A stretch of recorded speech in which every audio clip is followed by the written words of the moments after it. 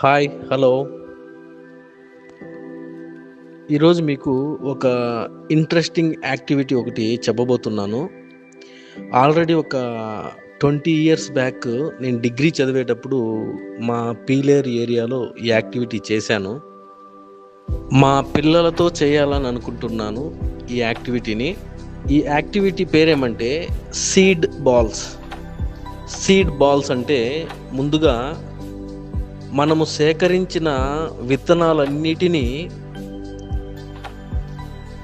మట్టి ముద్దలో చిన్న చిన్న మట్టి ముద్ద లోపల పెట్టి వాటిని గుండ్రంగా గోళీ ఆకారంలో చేసి వాటిని ఎండకు ఎండబెట్టడం. ముందుగా ఈ సీడ్స్ ఎలా సేకరించామంటే మా పిల్లలకు గత 4 మంత్స్గా మీరు తిన్న ఏ పండైనా సరే ఆ పండుకు సంబంధించిన సీడును అలానే ఎత్తిపెట్టమని చెప్పాను. ఇందులో వాడిన సీడ్స్ అంతా వేప విత్తనాలు, తర్వాత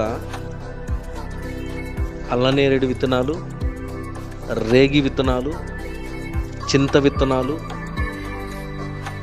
సపోటా విత్తనాలు, ఖర్జూరం విత్తనాలు, తర్వాత కొన్ని మనకు ప్రకృతిలో దొరికే విత్తనాలు, నీడనిచ్చే విత్తనాలు, చెట్లు, ఆ విత్తనాలంతా కలెక్ట్ చేసి మా పిల్లలతో ఈరోజు ఈ యాక్టివిటీ చేశాం. ఈ సీడ్ బాల్స్ని తయారు చేసిన తర్వాత ఈ సీడ్ బాల్స్ని ఏం చేస్తామంటే ప్రతి ఒక్క స్టూడెంట్కు ఒక 50 నుంచి 100 బాల్స్ పంచడం జరుగుతుంది. అలాగే ఈ బాల్స్ని సిఆర్పిఎఫ్ వాళ్ళకి ఇవ్వడం జరుగుతుంది. ఆ సిఆర్పిఎఫ్ వాళ్ళకి ఎందుకు ఇస్తున్నామంటే వాళ్ళకు జంగిల్ క్యాంప్ అని ఒకటి ఉంటుంది.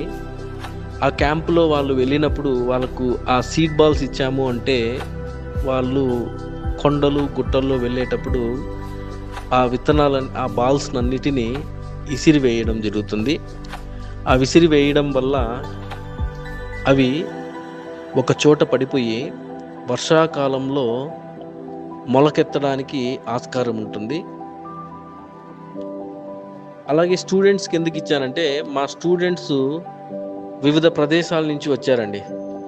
శ్రీకాకుళము, రాజమండ్రి, కడప, అనంతపురము, వాళ్ళ పొలాల దగ్గర గుట్ట ప్రదేశాలు, అడవులు ఎక్కడ ఉన్నా, ఫర్ ఎగ్జాంపుల్ తిరుపతి బాక్రాపేటలో వెళ్ళేటప్పుడు అక్కడ ఒక 20 బాల్స్ త్రో చేస్తారు తిరుపతి ఏరియా పిల్లలు. అలానే వాళ్ళ ఈ సీడ్ బాల్ యాక్టివిటీ ఎందుకు చేస్తున్నామంటే మన ఎన్విరాన్మెంట్లో ఉష్ణోగ్రత స్థాయిని తగ్గించడము, కృత్రిమంగా అడవులను జనరేట్ చేయడము. ఇందులో మనము ఒక ఫ్రూట్స్ సంబంధించిన సీడ్స్ పెట్టడం ఎందుకంటే అవి అడవుల్లో కానీ గుట్టల్లో కానీ వేసామంటే అవి పక్షులకు కావచ్చు, తర్వాత జంతువులకు కావచ్చు, అవి తినేదానికి ఆస్కారం ఉంటుంది. ఆ చెట్లు పెద్దవి ఫ్రూట్స్ వస్తాయి. ఈ సీడ్ బాల్స్ వల్ల ఉపయోగం ఏమంటే ప్రకృతిని మనము మన వంతు కాపాడాలని కోరుకుంటున్నాం.